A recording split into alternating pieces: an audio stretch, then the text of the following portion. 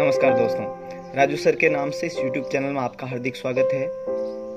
एक बार की बात है, एक बाप अपने बेटे के साथ में एक घोड़े की लगाम पकड़े हुए रास्ते से जा रहा था।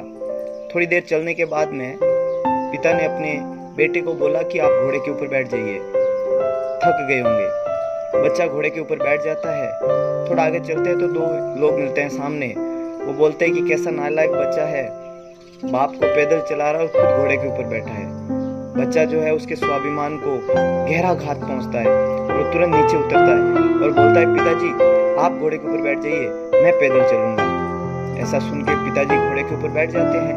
थोड़ा आगे चलने के बाद में कुछ और लोग मिलते हैं और बोलते हैं, कैसा बाप है, बेटे को पैदल चलवा रहा है और खुद घोड़े के ऊपर बैठा है। ये सुन के उसे पिता को गहरा आघात पहुंचता है और वो घोड़े से नीचे उतर जाता है।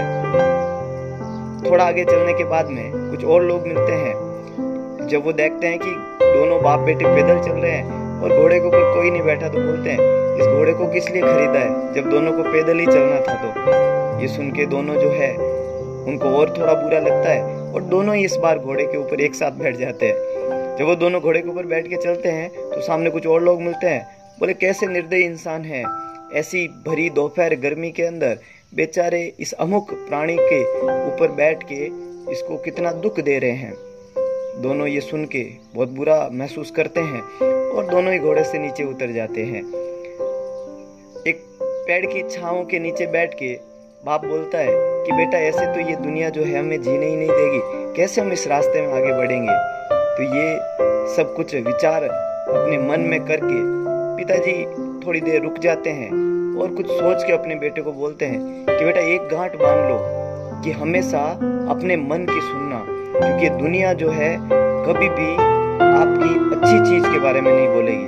दोस्तों, इस छोटी सी कहानी से हमें ये सीख मिलती है कि हमें हमेशा जिंदगी में खुद का सुनना चाहिए। दुनिया अपने हिसाब से हर बार किसी भी काम के अंदर कुछ न कुछ बोलती रहेगी।